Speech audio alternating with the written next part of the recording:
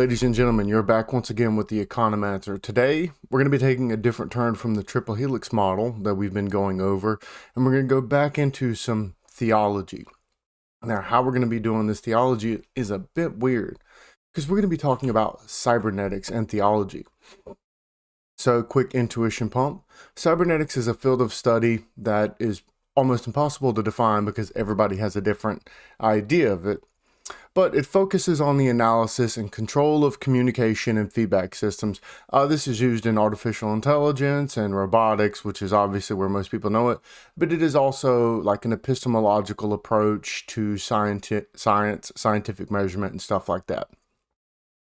Now, cybernetics is really good for providing insight into the workings of complex systems. However, it's not typically used as a framework for making arguments for the existence of God. In this video, I plan on doing two arguments here. First, I'm going to provide like a naive cybernetic argument for God, and then I'm also going to be providing a cybernetic argument for the Trinity. These are two distinct but mostly related arguments that draw upon cybernetic theory to provide philosophical and theological support for the existence of God and the doctrine of the Trinity, respectively. So the cybernetic argument for God is based on the idea that the universe exhibits evidence of purposeful organization and design, much like a cybernetic system. Obviously, this gets tossed in with things like fine-tuning arguments. But what this argument suggests is that the existence of this purposeful organization and design in the universe requires an intelligent designer or creator, which is commonly identified as God. Now, the cybernetic argument for Trinity builds on the idea by positing that the doctrine of the Trinity provides a more nuanced and comprehensive understanding of the divine nature and purpose, rather than something as simple as the monadic conception of God. By drawing on cybernetic theory, this argument suggests that the diversity and difference inherent in the Trinity allows for greater flexibility and adaptability, which is necessary for maintaining coherence and stability over time. So let's look at the cybernetic argument for God and how it attempts to use concepts from cybernetics to argue for the existence. It goes something like this. The universe is an incredibly complex and interconnected system with countless feedback loops and self-regulating mechanisms and autopoiesis. Such systems are typically the product of intelligent design and engineering, as evidenced by our own creations like computers and robots. Therefore, it is reasonable to conclude that the universe was designed and created by an intelligent being, which we might call God. Now, to look at this second piece, such systems are typically the product of intelligent design and engineering, as evidenced by our own creations like computers and robots. Some people may take offense to this, but if you look at the story of Genesis, it's very clear that one of man's major parts of being in the image of God is to create, is to design and engineer things. Technology is a fundamental part of being human and made in the image of God. So that is why it's reasonable to say if we are made in the image of God, we can see that the universe was designed and created by an intelligent being because it would match something that we would do. Now, I'm sure there's tons of atheistic scholars out there that would, point to problems in this, but the idea here is just to give like a pump into how you could get the cybernetic argument for God. Now, again, it's been criticized by many scientists, philosophers. They point out the apparent order in the universe can be explained by natural processes such as evolution, self-organization, and autopoetics, and that the idea of a divine creator is not necessary to explain the workings of the cosmos. They also point out that the argument relies on an analogy between the universe and human-made systems that may not hold up under closer scrutiny, which again, I would disagree, and I would look at this and say, hey, we are made in the image of God. So if made in the image of God, we do things similar to, if even from a micro scale given the macro scale, right? And also things such as evolution and self-organization, those can be processes through which God works. Those are operations, and we can make that argument. So the cybernetic argument for the Trinity. Now, if you've watched any of my videos, you know that I'm a huge fan of Lumen. So he was a prominent German sociologist. He developed complex and influential theory of social systems. One of his central concepts was the idea of unity as difference, which he believed was the key to understanding how social systems maintain their cohesion and stability. So if you look at it in its holistic part, unity as difference describes how different social system elements work together to create a sense of unity or coherence. According to Lumen, social systems comprise of various elements including individuals, institutions, organizations, cultural practices, all of these elements that are all distinct and different from one another, but they also interact with one another in complex ways which come to some conclusion. So for Lumen, the key to understanding how these diverse elements can come together to create a sense of unity is to focus on their differences. He argued that social systems could maintain their coherence by distinguishing between different elements and creating boundaries between them. These boundaries allow social systems to maintain their internal coherence even as they constantly evolve and change over time.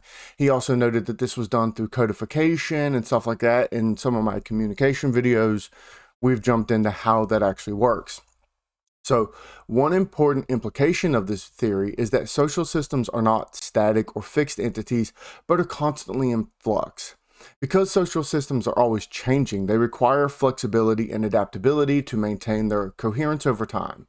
According to Lumen, this flexibility and adaptability are achieved through the constant negotiation and renegotiation of the boundaries between different system elements. Again, this is how those medium of exchanges, those medias work, and how they're interchanging between systems, whether they can interchange between the systems, whether that code changes in those systems.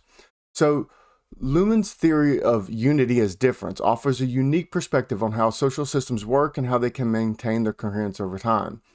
By emphasizing the importance of difference and boundary making in social systems, Lumen's theory helps us to understand how seemingly disparate elements can come together to create a sense of unity and coherence, even amid constant change and evolution. And again, he based a lot of this work on looking at the work of Talcott Parsons. Lumen argued that difference is necessary for creating unity within social systems. According to this theory of unity as difference, social systems maintain that coherence and stability precisely because they can distinguish between different elements and create boundaries between them. Lumen argued that isomorphic systems, or systems lacking variety, would eventually become unstable and collapse over time. Such systems lack the flexibility and the adaptability to respond to changing circumstances and new challenges. This is also really important if you look at economic work done by Joseph Schumpeter, who would say, once you get to this monopolistic grounds, you would automatically start having these undercurrents that would change the system so that monopoly itself would not hold any more power. So monopoly causes entrepreneurship to kick off a new paradigm shift, stuff like that, that would lead to the end of that isomorphic system because it's degrading over time. So according to Lumen, social systems require a certain degree of diversity and difference to maintain their coherence and stability over time. This diversity and difference are achieved through an ongoing process of boundary making and renegotiation, which allows social systems to adapt to changing circumstances and incorporate new elements into their overall structure. If the social system becomes too isomorphic, it may become overly rigid and resistant to change, making it difficult or even impossible to incorporate new elements. As a result, the system may become increasingly unstable and eventually collapse or degenerate. Now, what does this matter in theology? Well, this theory suggests that a Trinitarian God with three distinct persons allows for greater diversity and difference within a divine unity rather than this monadic God. Now, again, we still have one in essence with three persons. So with only one divine person, a monadic God may be more susceptible to becoming overly rigid and resistant to change, lacking flexibility and adaptability necessary to respond to changing circumstances and new challenges. Now, I'm sure someone will offer an argument that God is immutable and doesn't change, and that those circumstances and new challenges are a part of some of his manifestations. But again, we're talking about the stability of the system itself, not necessarily in his work. So, the Trinitarian God can be seen as a manifestation of unity as a difference, or actually vice versa. We can see the unity as difference manifesting what we see in the Trinitarian God. The three persons of the Trinity are distinct and different from one another, but they are also united in their divine nature, purpose, will, essence. The unity is not static, nor is it fixed, but it constantly evolves, changing as the three persons of the Trinity interact with one another and the world. Now again, there's an argument to be made about the immutability of God, but that doesn't mean that their movement is not moving, right? They are in and of themselves moving through love. If the Father is to the Son, there is movement. Even though that movement is zero, there's still movement. And if you look at a monadic God, you may not see something like that. It lacks diversity and necessary to maintain its coherence and stability over time, because we have love as this piece within the Trinity that allows for the movement. That's because the Father eternally begets the Son, and the Holy Spirit proceeds from the Father through the Son. Now, if you look at some of the other work done, we can look at this unity as difference, and we see that the Trinitarian God has this diversity and difference, and it can be easier or better suited to maintain coherence and stability over time.